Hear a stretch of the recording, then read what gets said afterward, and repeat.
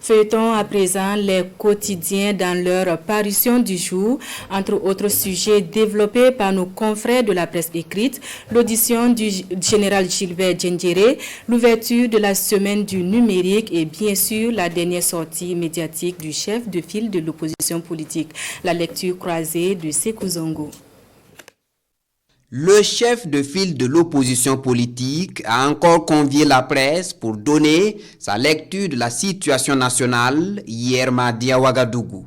Gouvernance cabreuse et sans vision sont les mots employés par Eddy Kombouéougo pour dépeindre les 7 années de gestion du mouvement du peuple pour le progrès et ses alliés à la tête de l'État. Dans les colonnes du journal Le Pays, le CFOP égrène des griefs contre le régime en place.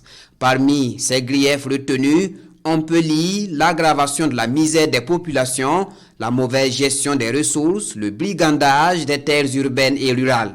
Face à la presse, le CFOP exige du gouvernement la prise de mesures urgentes pour résoudre toutes les questions fondamentales. L'opposition politique va même plus loin, elle donne un ultimatum d'1 mois au président Kaboré. Une exigence qui fait la une du journal Le Quotidien. Autre sujet, la semaine du numérique dans la capitale économique du Burkina Faso, Bobo Dioulasso. Pour le journal édité à Bobo, l'Express du Faso, cette édition de la semaine du numérique est celle de la transformation digitale et le chef du gouvernement de s'engager avec toute son équipe à travailler pour la réussite du numérique au Burkina Faso. Et puis, des nouvelles du procès sur l'assassinat de Thomas Sankara et de ses compagnons. Hier, c'était le premier jour de comparution de l'accusé Gilbert Diendéré. De ce premier jour d'audition, Sidouaya retient que Golf plaide non coupable.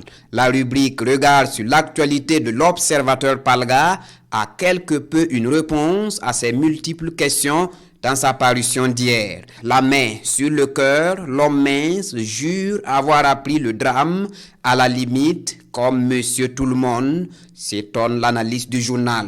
Mais c'est sa ligne de défense ravise mon confrère. Parviendra-t-il pour autant à convaincre les parties civiles et le tribunal de son innocence?